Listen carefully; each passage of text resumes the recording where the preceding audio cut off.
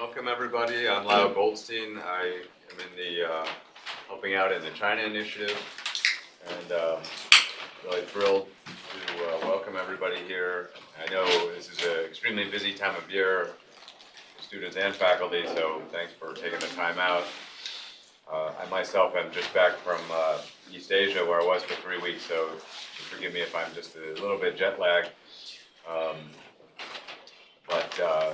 I was just on in, have a seat.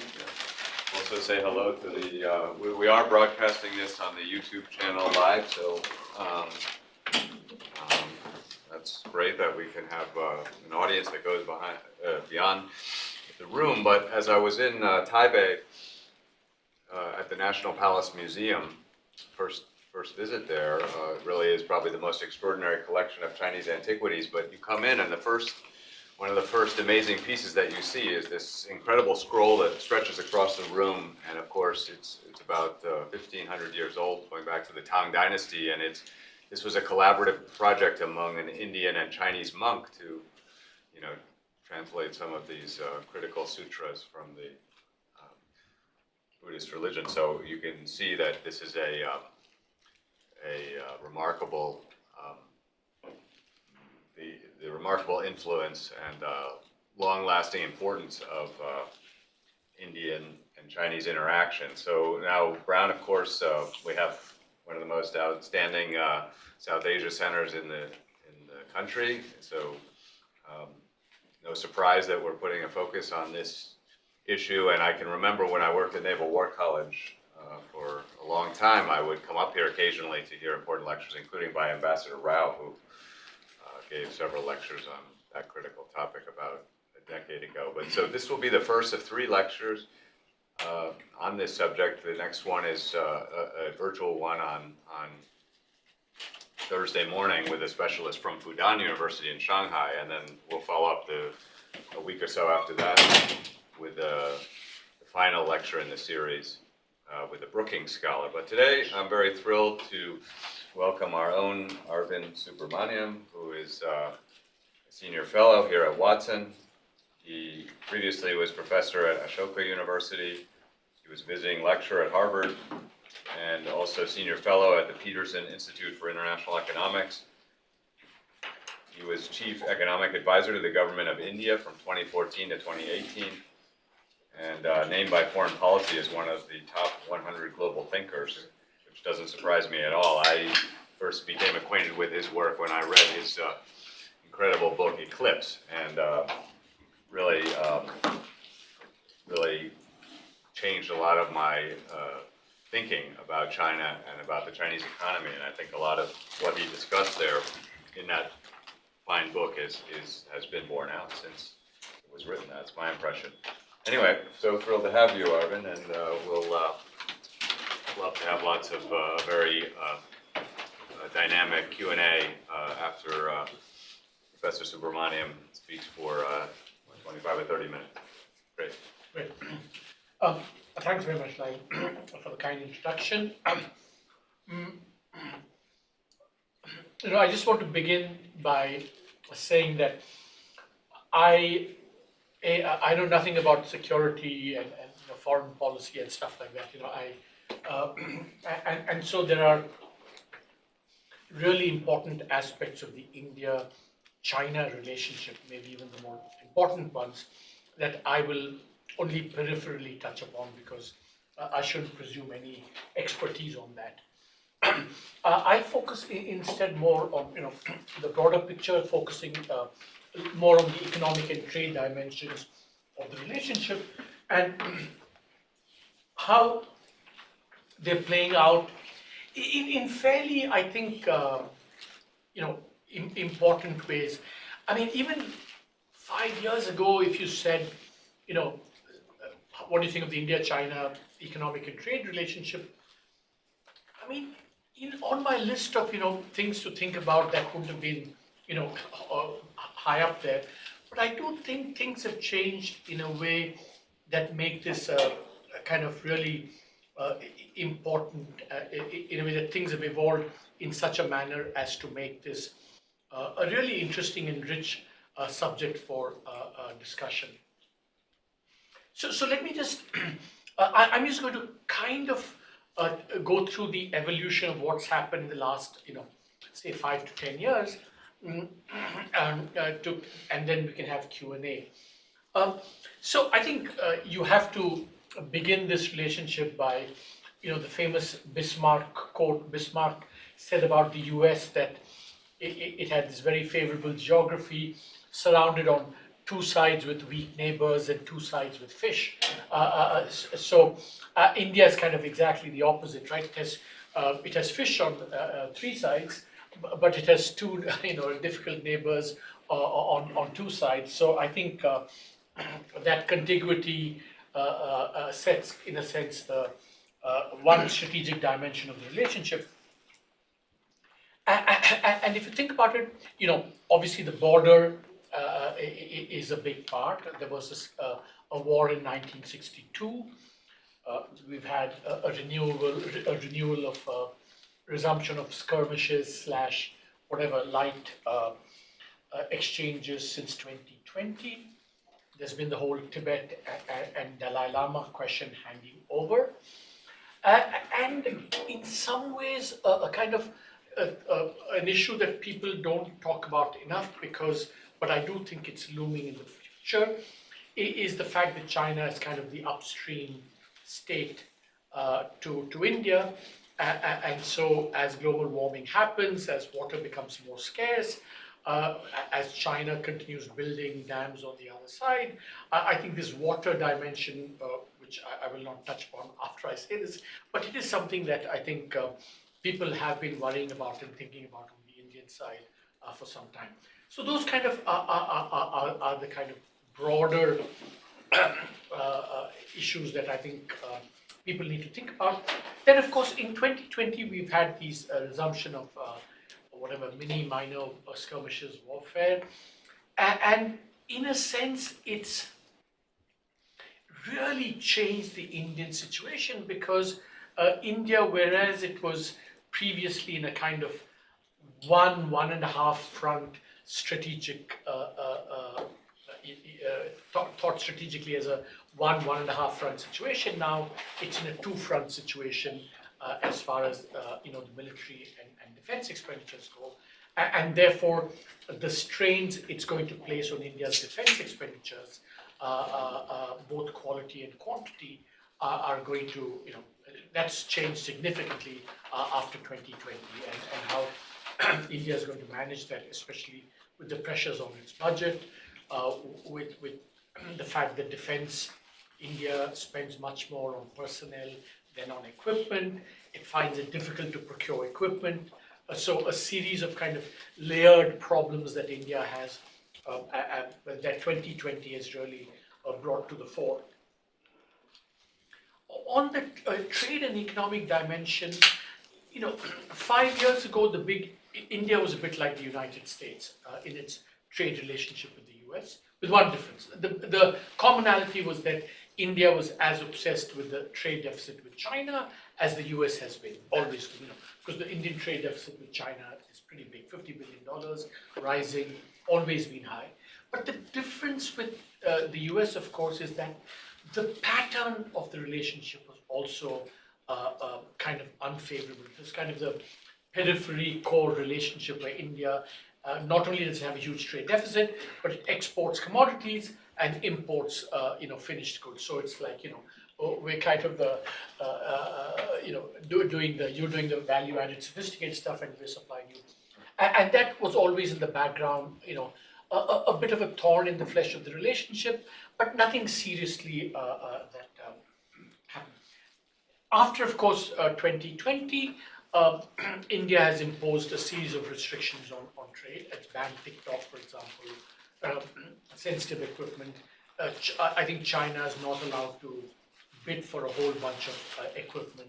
So I think India has taken kind of retaliatory trade action, again, not dissimilar to what the United States did, began under Trump, and has continued and, of course, expanded under the Biden administration, but for very different, motivations being very different. So it's partly this context that explains why India, even though it recognizes, and I'm going to come to this very, kind of interesting and unique and opportunity-filled geopolitical moment for India, that despite the opportunity, India has actually stayed out of the most dynamic free trade agreement in Asia, which is the RCEP, the Regional Comprehensive Economic Partnership, which is basically everyone in Asia, including China, Australia, Japan, Korea, etc., etc.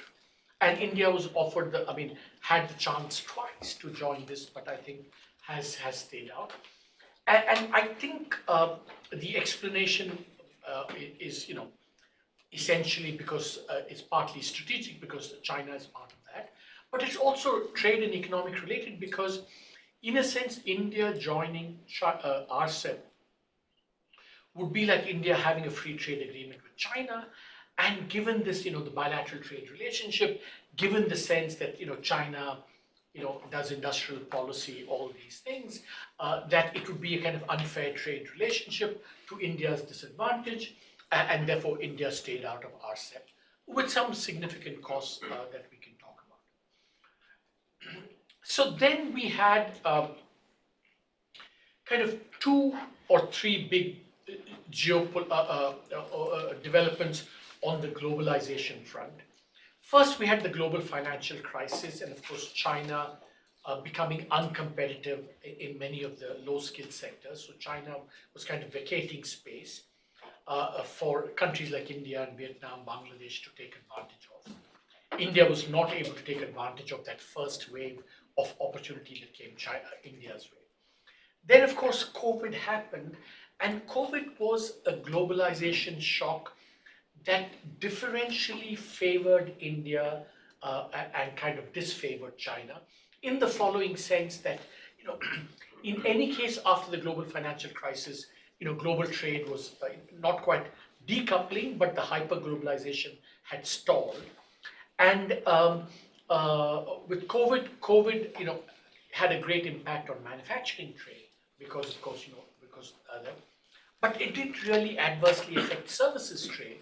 So the consequence of the global financial crisis and the COVID shock was that China, which was relatively more a juggernaut in the manufacturing space, and India, which has been doing very well in the services space, that differentially favored India.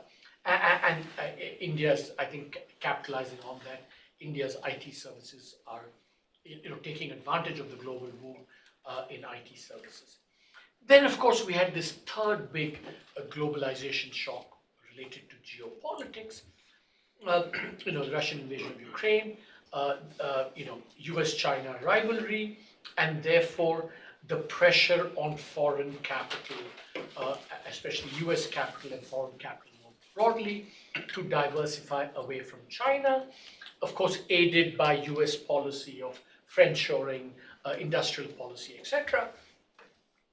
And this, I think, is already beginning to work in India's favor, because whereas the first wave, India never really took advantage because Vietnam and Bangladesh and India's own business environment wasn't considered good enough. But now, thanks to some policies, the Modi government has built up infrastructure, it's built up the digital space.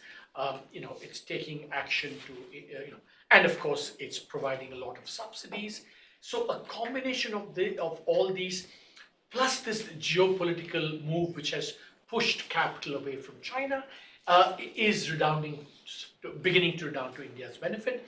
And the big coup, of course, is Apple, which has located in India, and it has said that it will, phase in, some target like, 15-20% of global production over 5-10 years will take place from India. So this is like an iconic company at a kind of critical geopolitical juncture, has placed its bet in favor of India.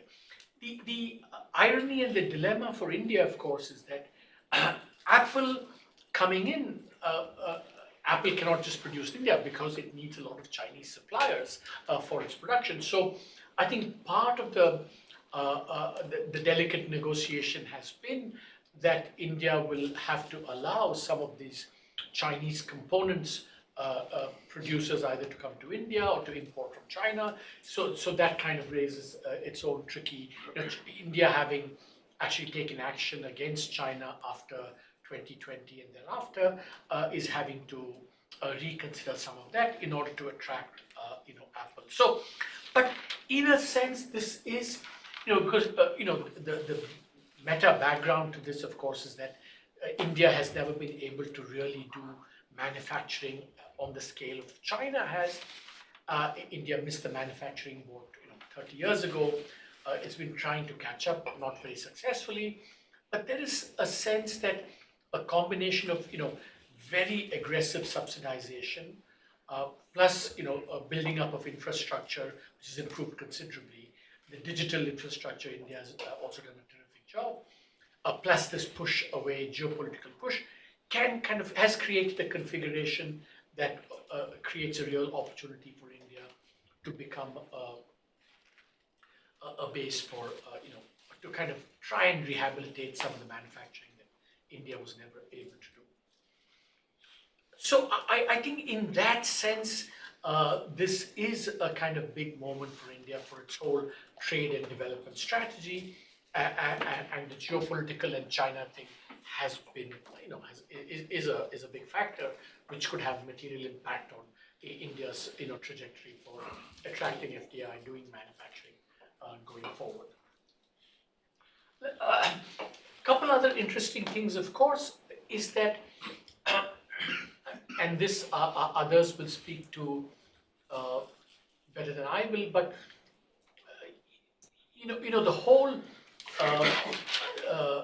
the Russia-China Alliance and India's dependence on Russia for its defense equipment, about 70%, is going to, create an impetus in India to kind of diversify its own military and defense, procurement, as it were.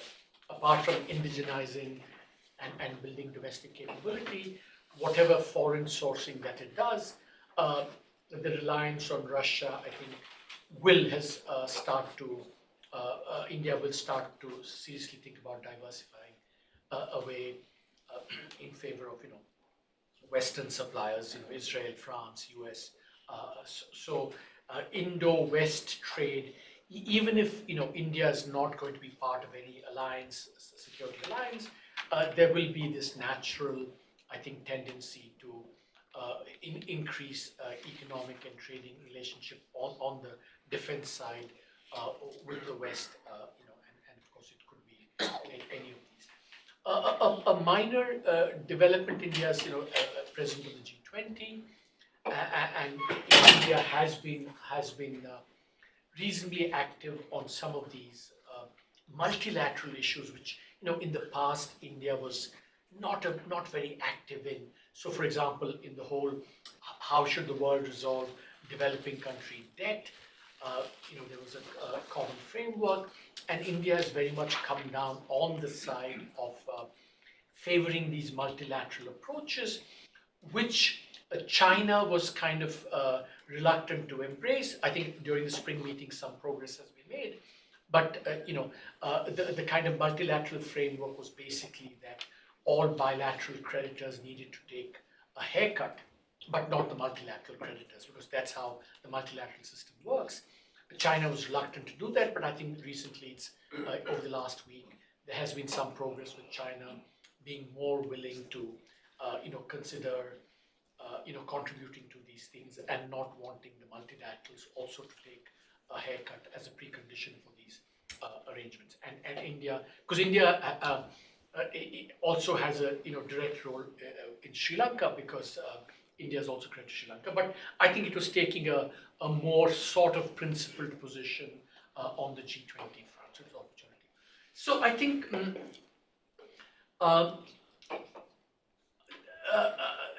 even as I was trying to prepare to to give this talk, I just realized that all these things that have come up, I mean, they were almost absent 4 or 5 years ago, and so in that sense, this has become very important and a critical relationship, which let's see how it pans out going forward. But certainly there have been aspects to this which have really worked in India's favor, especially this broader geopolitical push of capital towards India, which combined with India's own change development strategy is creating an opportunity here. So the way I want to summarize this is by you were kind enough to mention my book Eclipse. So I wrote this book in 2011, I think. So I think in 2012, I used to go a lot to China to give talks on my book. And what always struck me then was that if you went to officialdom, private sector, big shots, they would always ask me questions about the United States.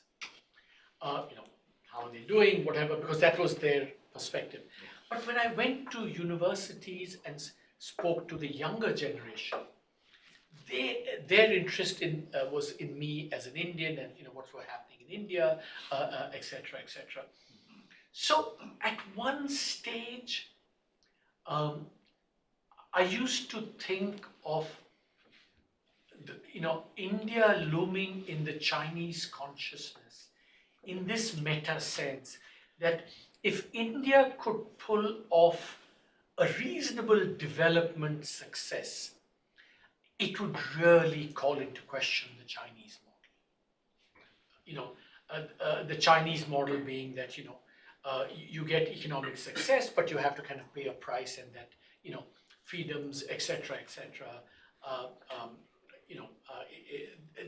For poor countries, they don't necessarily go together. And India would be, in some ways, the only comparator because of the same size, the same diversity. And if India could pull this off, that would be like a real, at an existential level, a challenge for the Chinese consciousness, as it were. But over the last 4 or 5 years, they're becoming more like each other in some ways. India's state capacity to do things like infrastructure is becoming like China's. But then equally, the drift in Indian politics and Indian institutions and, the use of state capacity, not just for good, but also for surveillance, all these things. So I was asking myself, if I went back to China, would the students, ask the same question of me, with the same motivation and the same perspective? And I'm not so sure. So let me end there. Okay, wonderful. There's a lot. You've given us a lot to think about. I myself have about 50 questions for you. I'll keep it to one and let you, you all think on your questions. But one of the interesting phenomena, you spoke about all these shocks, and I think it really has been a very, certainly from an economic point of view, geopolitical, it's been a very interesting several years. But how about this phenomena of de-dollarization? In Eclipse, you spoke a lot about that, and I think, if I recall, you ended the book talking about this poison chalice of taking over like a global currency. But how do you see the process of de-dollarization, and think that this has legs, if you will, or is it mostly kind of clamoring for attention? So I somewhat rashly, and I think while I kind of predicted, and it was not a big prediction, I mean, many people did it, China's rise and China's dominance was kind of foreseeable, and it's come to pass in many ways. I did also think that the Chinese currency would progressively start challenging the dollar's preeminence. I think it's fair to say that it didn't happen at all to the extent that I anticipated, and that the dollar has proven resilient. small shifts in favor of other currencies, including the renminbi, but nothing really big, no big shifts. But I think that what none of us foresaw was the weaponization of the dollar and finance that the US did. The sanctions that it imposed on Russia, especially the freezing of the dollar assets of the Russian central bank, I think, has been a really watershed moment in how the world sees the role of the dollar. Now, all countries now, and famously Lula 3 days ago said, I wake up every day and say, why do we do everything in dollars, etc., etc. He expressed his opinion. So I think there's been a seismic shift, a seismic event.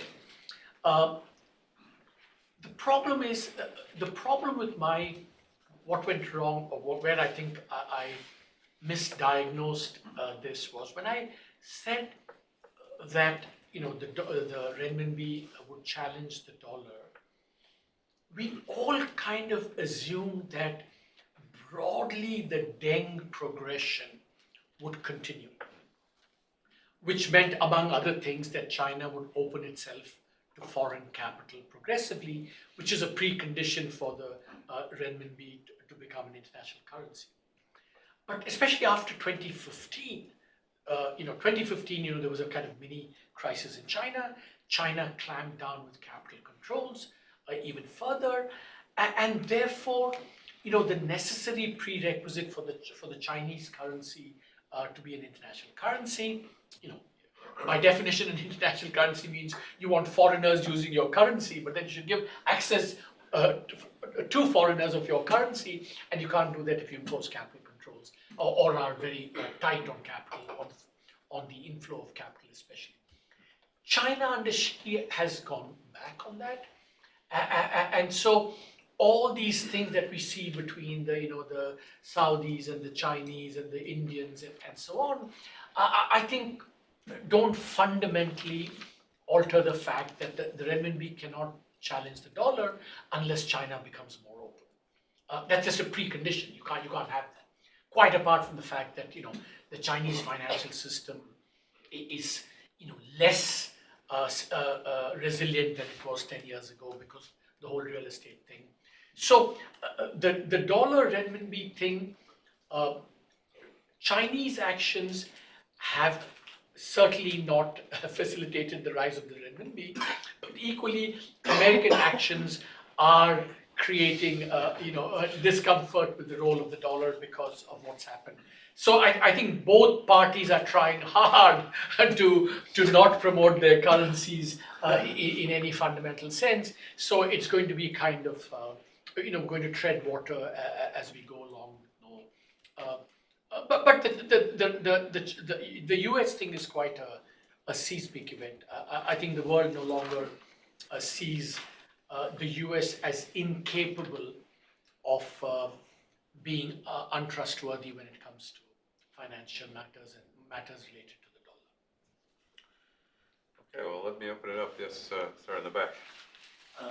Thank you so much. I was just curious, you mentioned very briefly the sovereign debt crisis, which I think is one of the biggest global problems in the world. We have dozens of countries that are about to default on debts that they receive for development due to Ukraine, climate change, and perhaps China's role in giving out loans to countries that weren't able to actually service them. What, at this point in its history, what is India's balance in terms of being a debtor versus a creditor when it comes to development? And does it have any plans to play the role in the future that China has with its Belt and Road Initiative of being a net creditor to developing nations? So firstly, the hard economics. one of the things I got right in my prediction about China's dominance was that not only would its economy grow, etc., but that it would remain a sizable net creditor to the world, right? And that's why it has whatever now $3.5–4 trillion of reserves. Now, of course, the accounting is getting murky because it's doing all this. China is doing some of this to commercial banks. The whole picture has gotten very murky. But the point is that China remains a major net creditor. It's running current account surpluses. Came down, it's come back up again, but it's been a credit. So its ability to be an international creditor is just vastly outweighs India's. India's still its current accounts are still running deficits. It lost a lot of reserves. It's come back up, but these are not its own reserves. India is not a huge net creditor in the international system. Therefore, its ability to be a creditor is going to be fundamentally determined by whether you have a lot of dollars to give or not, and it doesn't at this stage. So that's going to limit India's fundamental ability to do things on the scale of China's. By the way, let me be clear about one thing, and let me be a little bit provocative before I come to the. So a lot of my research has been on foreign aid, and when I used to go to China and talk about their dominance, they would always say, look, all you guys, keep talking about threatening China. Please remember your history. The West colonized, plundered thing when they had the opportunity. When we had the opportunity, famously under Ming China and the Shanghai and the whole thing, we went, we visited, but we didn't plunder and conquer. So we are not an assertive, and that's their self-perception. So when China embarked on this Belt and Road stuff, the question going through my mind was, you guys are so smart in your reading of history. We know how this playbook ends. This movie, we've seen from the history of the West, this movie always ends badly. So why have you guys embarked on this? And I mean, it's panning out that way, whether it's Sri Lanka or whatever, if you look at the latest numbers, China is the biggest emergency creditor now to the world, partly because it had done so much lending previously. But, so the whole notion of being a creditor, a bilateral creditor, a development creditor is problematic. The history is problematic. So that's my personal view on that. But coming back to India, so I think India in the 2000s, when the boom was on, it did try and start a bit of aid, kind of a little bit of mimicry of China, to reach out. But it was very small in scale, never very big, little bit, now it started playing. So India, for the foreseeable future, is not going to be a major creditor, nowhere on the scale of any of the rich countries. So I think Sri Lanka is a bit of an exception. The region is a bit of an exception. But that's why I like the fact that it's seeing itself more as part of the multilateral process of what should rules be, good rules should be good, and I think there India is playing a constructive role, but not as a bilateral creditor. More questions? Yeah. I would like to hear your views a little more on the connection between the politics in India and the economic, the trade that's taking place with China. So despite the ban on TikTok and so on, and despite the skirmishes on the border, the fact seems to be that trade is increasing, at least imports from China have been going up, right? So is it the case that the government is kind of finding it difficult to follow the straightforward political line because the Indian industry really needs imports from China, and that is going to put some restraint on what could happen politically?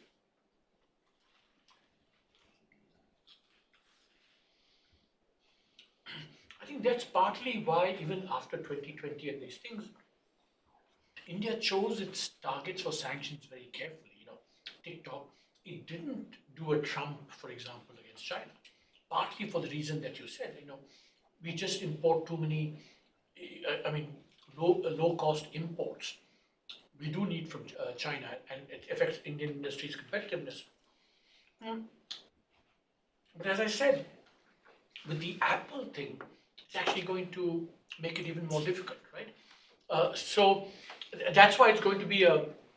So I see this therefore as a kind of delicate balancing act, where, like the US, you cannot decouple in any serious way, but you will also not consciously couple and embrace, which would be the case if it became part of RCEP and these trade agreements.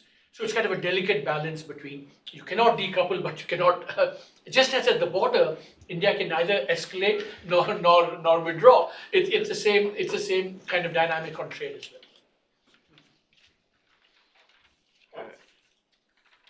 Yes. Just follow up your thought about weaponization using dollar for geopolitical conflict, and in that sense, and the United States also become a unipolar financial power, right? And what do you think about the current cryptocurrency? Is there any role to play to counteract the dominant US dollar? No, I think crypto is just unambiguously bad news. Okay. All countries should regulate crypto as they will, and crypto will be like illicit money, and so nobody will want to embrace crypto as anything serious.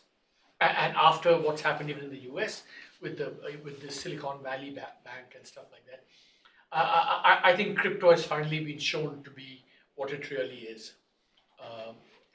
Something that not only must not but should not be taken seriously. Should not be taken seriously. Especially except as people wanting to dabble in kind of quirky investing. I think crypto fulfills that role, but I don't think it's a serious challenge to either the dollar or the yuan or any other currency. So to follow up on your comment about how India can't afford to be aggressive or to withdraw on the border and also economically, I'm curious how much of India's policy towards China, be it economic or defense policy, is passively responding to the initiatives China takes, and to what extent there's some sort of strategic vision on the Indian side of what they want the relationship to be like in the long run. That's a great question. You see, I think first of all these relationships become easier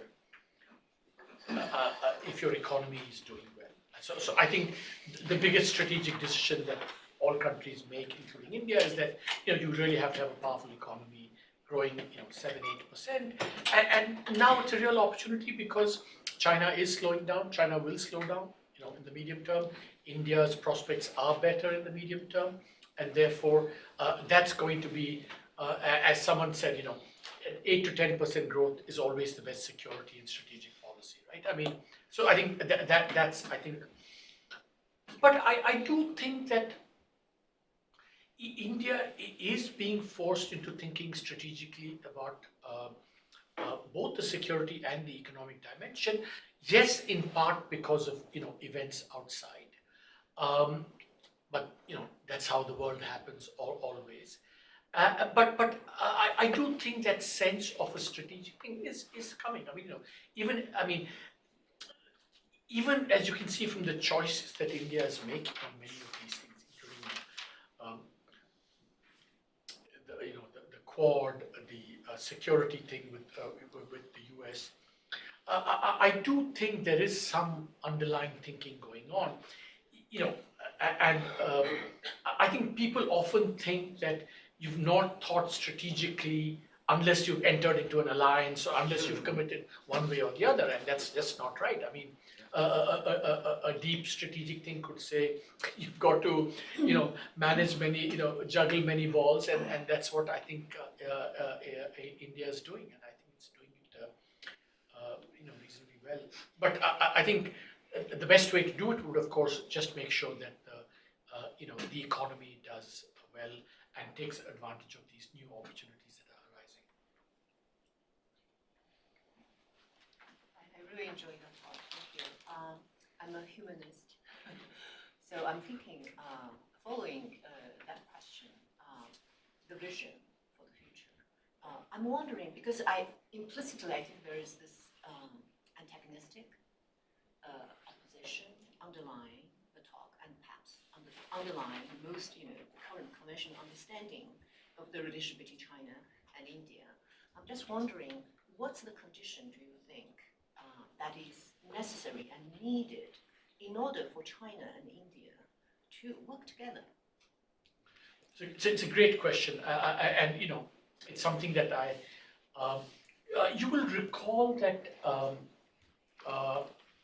8 to 10 years ago, India and China and Singapore undertook this to revive this Nalanda University. And it was based on the strategic idea that what was common between India and China was the kind of Buddhist heritage, and therefore that could be one source of this. But I think that probably a less bad answer to your terrific question would just be, I think that much more people-to-people interaction is kind of, I think, the way forward, especially encouraging, because, and that's why your question, I think, makes me go back to what I said about, when I went and met the young folks in China, they saw the potential, as it were, in a way that the strategy guys and the economists like me, all focusing on all this big power stuff, rivalry stuff. And I think, therefore, I think at the people-to-people level is where I think the future has to be much more for young students to kind of really, much more seminars, track to, but also just flows of students to universities back and forth. I think is because I do think that, this is a difficult relationship. It has a lot to overcome. The border issues are probably getting worse, if anything, because as you know, it's not just in Ladakh, but also in Arunachal Pradesh, where these things are things. So it will require a lot of hard work and openness on both sides. And that's where I think that, and that's why when I ended by saying, so military, security conflicts don't help. The kind of nationalisms on both sides that are being used for both domestic policy purposes, they also don't help. And the Indian drift away from openness and strong institutions, diversity, respect for diversity and things, and the Indian drift in the other direction is also not helping. So I think at that level of getting peoples closer to each other, and as a humanist, as you said, I think everything is going in the wrong direction,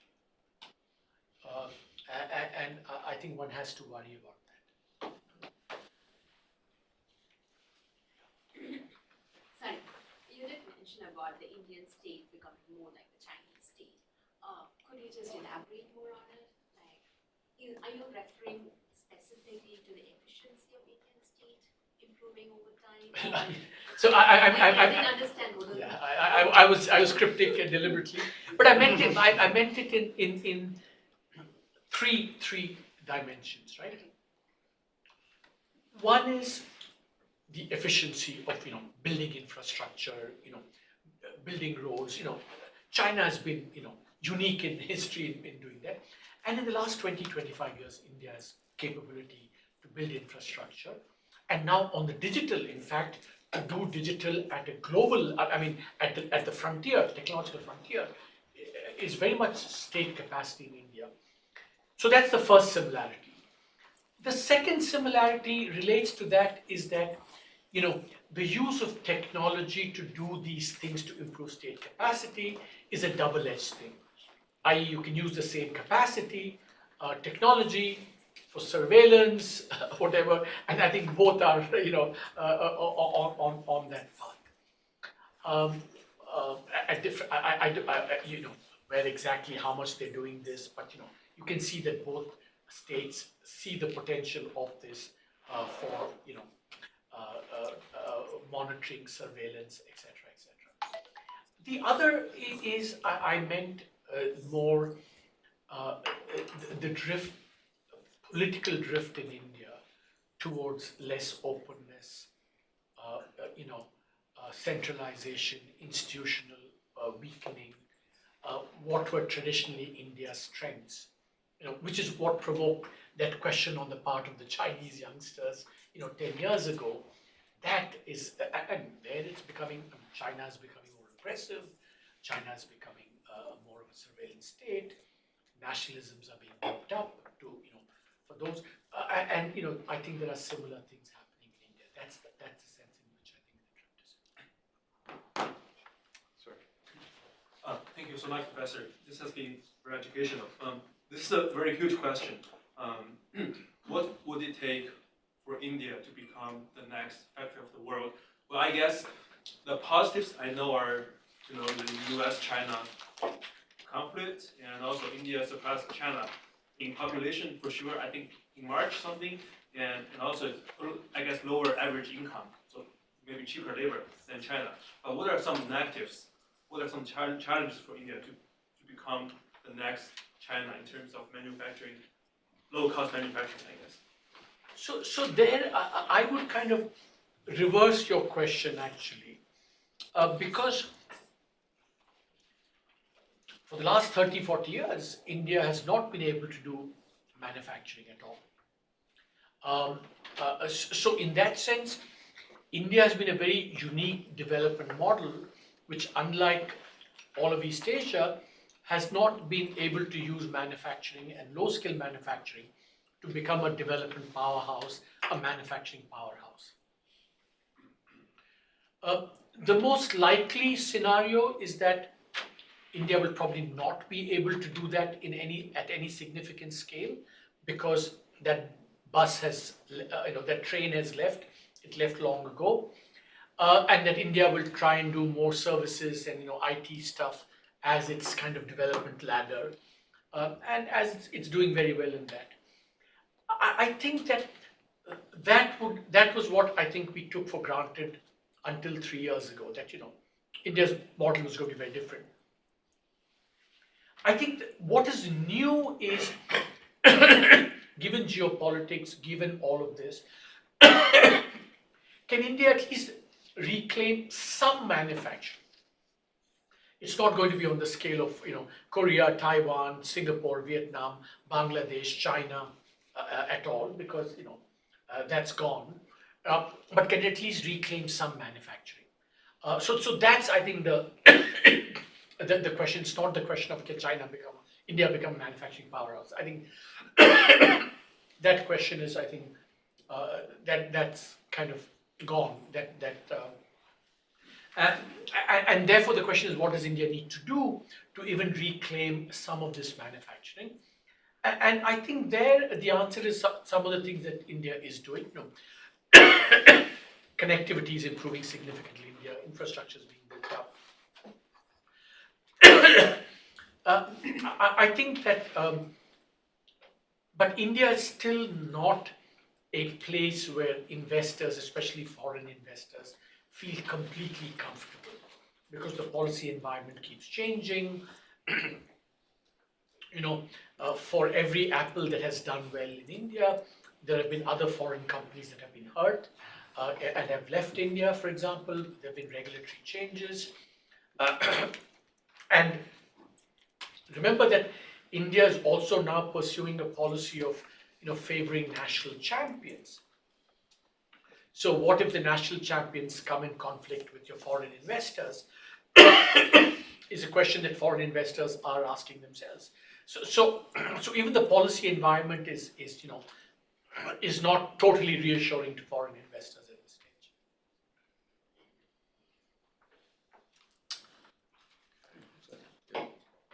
Go somebody else. I've got more questions, but go ahead, unless you can start to double up here. We don't want to, we won't go over time, but. He mentioned about population. At the beginning of the talk, he mentioned the water as a natural resource is in great shortage. And since the whole country, the water will control the livelihood. And Indian population is surpassed China, right? And in the very near future. And human are a major consumption of the water resources, right? And what do you think the populations and in contemporary world is it an asset or is it a burden?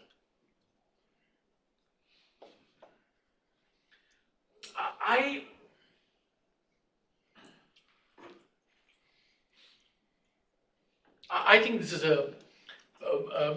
I don't mean to be harsh, I think it's I think this is just the wrong question in my view. Because remember, it was because people asked these kinds of questions 40, 50 years ago that led to the madness of China's one-child policy. Remember, China's fertility was coming down naturally in the 70s, but because we said population is a liability, China embarked on this an absolutely coercive, repressive, and finally unnecessary policy of the one-child policy. I mean, which in human terms has been, horrendous, right? India, because of asking this question, India did something similar in the mid-70s. Mrs. Gandhi, came and did Sterilization. yeah, sterilized, forced and all this. So I think, and of course, what we've learned in the last 30, 40 years is that, populations are, good or bad depending upon how they're used and opportunities they're afforded. And we discovered that, young populations were dynamic populations, and therefore population structure mattered more than the size of the population. So I think that we should not ask questions about, whether, because it just leads to, it's very dangerous thinking, and from the history we know it's led to some very bad policies. I mean, really. I agree with you in the short term, but in the long term, in view of the climate change, so I kind of more talk about where we're at. No, but see, the thing is that, remember, it was the same argument used 50 years ago that in the long run, the stress on resources would be too great. That's why population was bad in the long run. And we're kind of using the same argument today. But if you look today, I thought that prophecy holds true, right? The climate change, the ravage, of the planet, the pollution.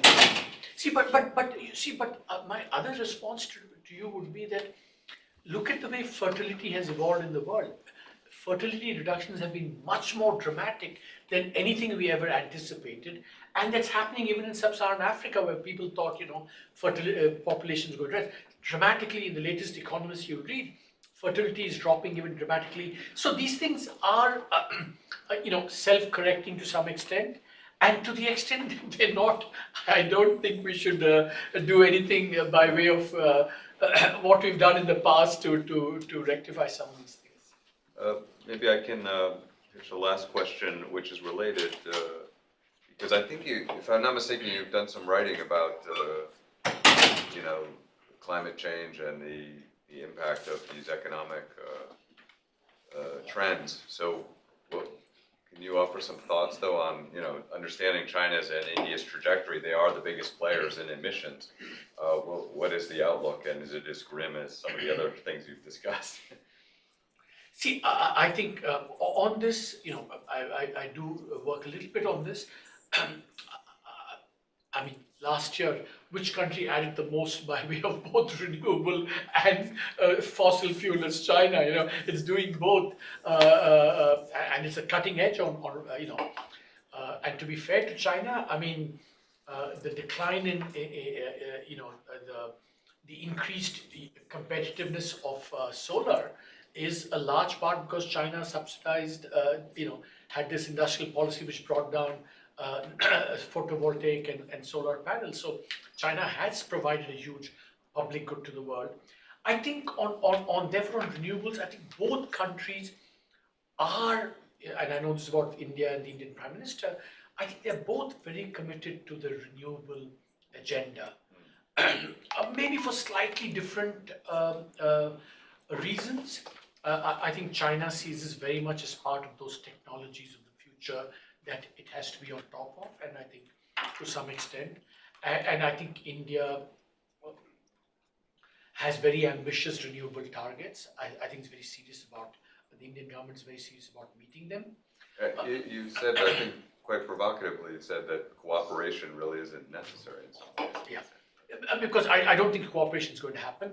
I think the way climate change, the only way I think climate change working is if the price of technology comes down. And that's why, I'm all in favor of the Inflation Reduction Act. Anyone and any country that's going to subsidize green technologies is doing a service to the world. So as long as we can do this without being too protectionist, industrial policy on green is, I think, unambiguous. Because this whole notion that somehow the rich countries are going to provide finance for poor countries too, it's kind of complete pie in the sky. It's complete nonsense. Not going to happen. Never happened before. Never going to happen again. So the way it happens is if technology prices come down, and it actually becomes financially viable even for the poorest countries to start adopting these technologies. Okay, well, that's another great insight on top of a whole feast of really interesting thoughts. So thank you so much, Professor Subramanian, for joining us. And tune in on Tuesday. We will have this a webinar. We'll get a Chinese perspective on Sino-Indian relations. So anyway, please join me in thanking Professor Subramanian.